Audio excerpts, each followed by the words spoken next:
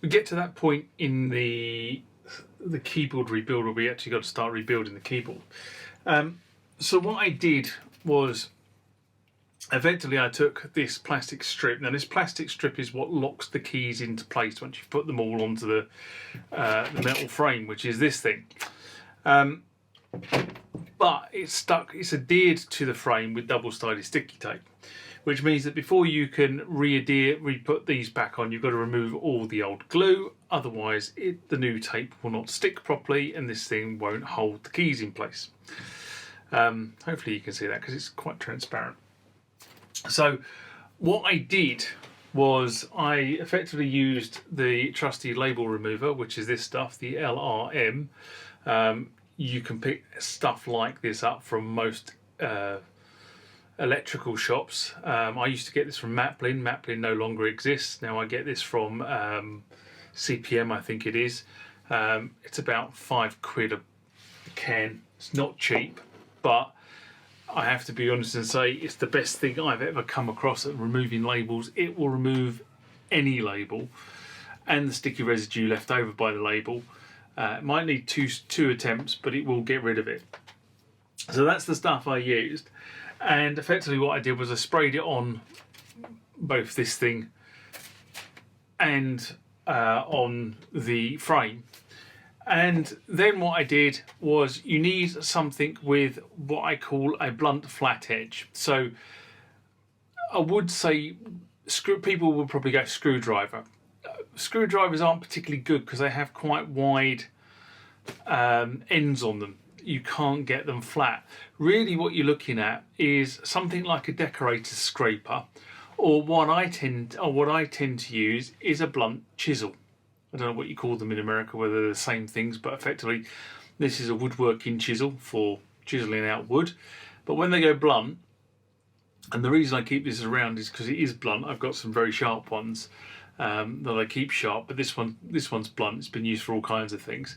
But it actually works very well for this type of exercise, removing something, because it's blunt enough that you can just get underneath without actually cutting anything.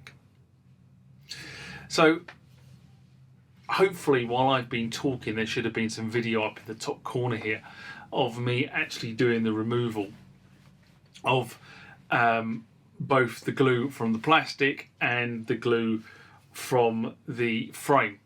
So now we come to that point where we have to rebuild the keyboard. And to do that, what we need to do is we need to know how the keyboard looked before it took it to pieces.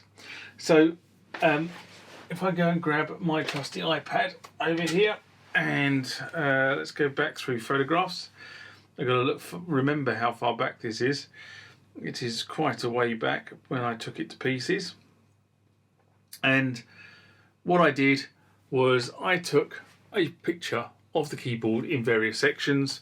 So that's section 1 going right to left. Oops, that's the next piece. And then that was the third piece. So effectively I know what the keyboard structure was, what white notes and black notes followed each other.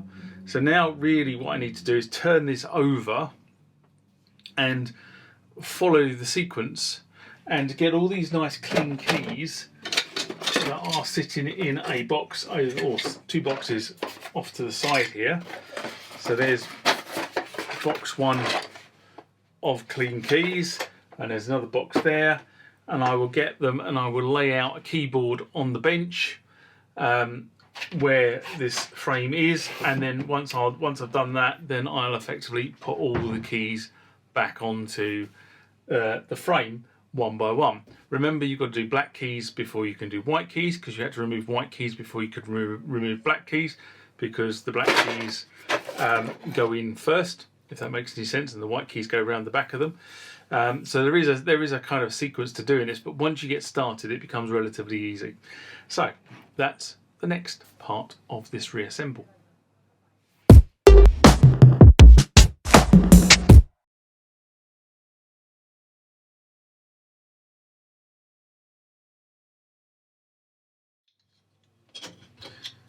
Now the reason why I'm putting all these up like this is because, and I don't think this will come across on camera, I might see if I can take a photograph of it.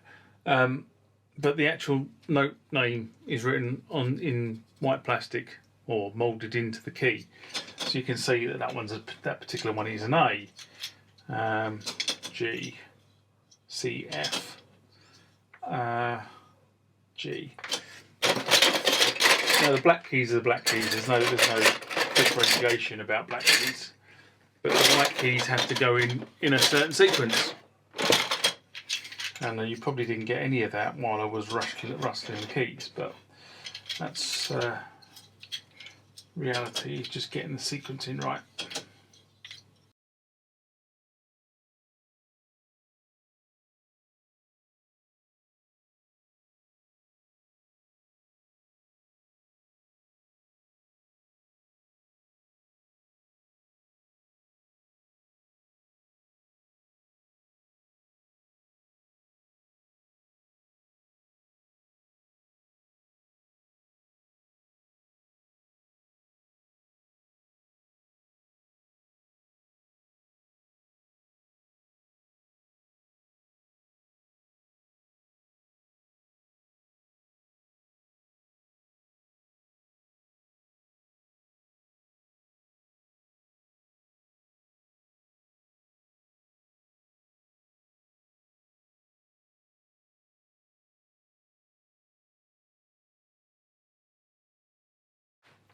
Okay, that's the sequence done.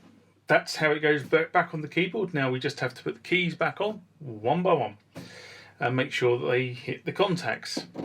Should be interesting.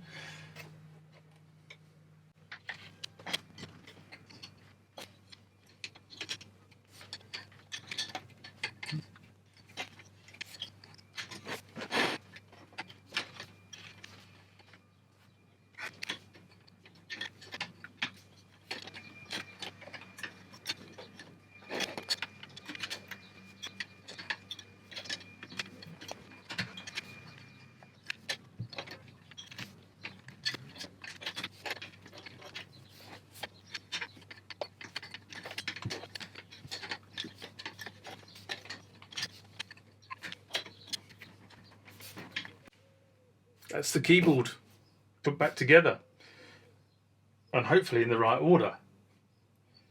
1 octave, 2 octave, 3 octave, 4 octave, 5 octave, high C.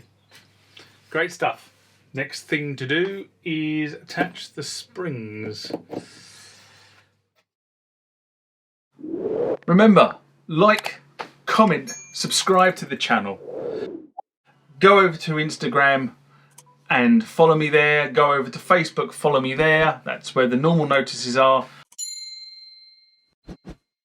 And consider becoming a Patreon. Now the best way I found to do this is to take your spring, which looks like that. And you know you've got a loop end and like a hook end. Well, the hook end goes over the frame and the loop end goes over the knob on the key. And the easiest way to do this is to take the loop end and put that over the frame and then get a screwdriver or something like so. And what you do is you just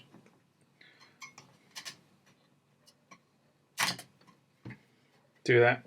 And that's the easiest way I found of doing this. It doesn't have to be a screwdriver, but anything you can just sort of hook the keys over. Now, if you remember when I did this first time round, I separated the white keys and the black keys. So I'll go through and do the white keys first, and then I'll do the black keys second, because the black keys won't come out if the white keys can't come out. That is the logic.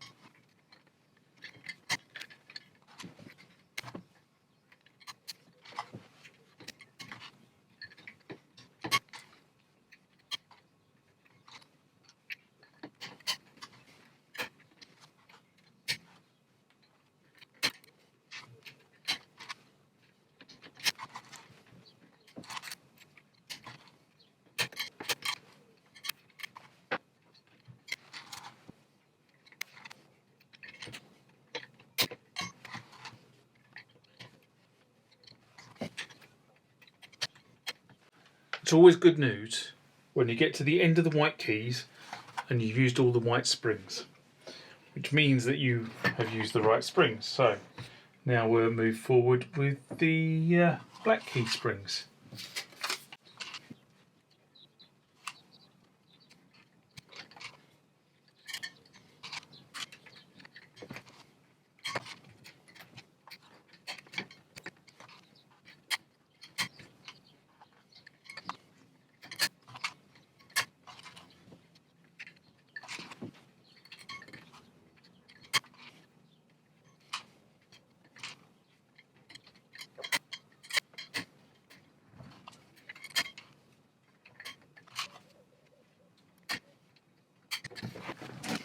Now, just before I fit the last couple of springs, one of the things I wanted to point out is, so I had to buy new keys for this keyboard to replace the keys that were broken. So there's one of the keys that was broken. Hopefully you can see that the locking piece has broken off, so it won't fit. It won't sit properly on the keyboard anymore. Now the vendor who sold me these keys, and these are generic keys for a number of Roland keyboards, also gave me some springs. And I'm just going to put these over here. I don't know whether you can see this, but the springs are completely different sizes, which is really important why you need to keep the springs that were with the keyboard in the first place. Because if I put those springs onto this keyboard, those keys that had those springs, and I could have done it quite easily by putting it on a low note or a high note that doesn't get used very often, but those keys would have a completely different feel response to the other keys on the keyboard. So the springs on this keyboard are quite short, and therefore you need those springs to be on this keyboard to get the right feel, if you like.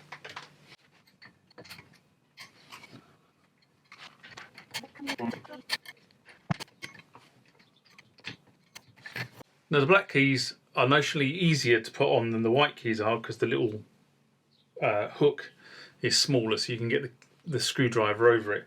But that is it. That is the black keys and the white keys reattached. As you can see, this is now starting to look like a keyboard again. It does need a wipe down because I put it on the bench and the keys have picked up dust from the bench. The next thing to do is to attach that back strip with some sticky black plastic, but that's not a job for today.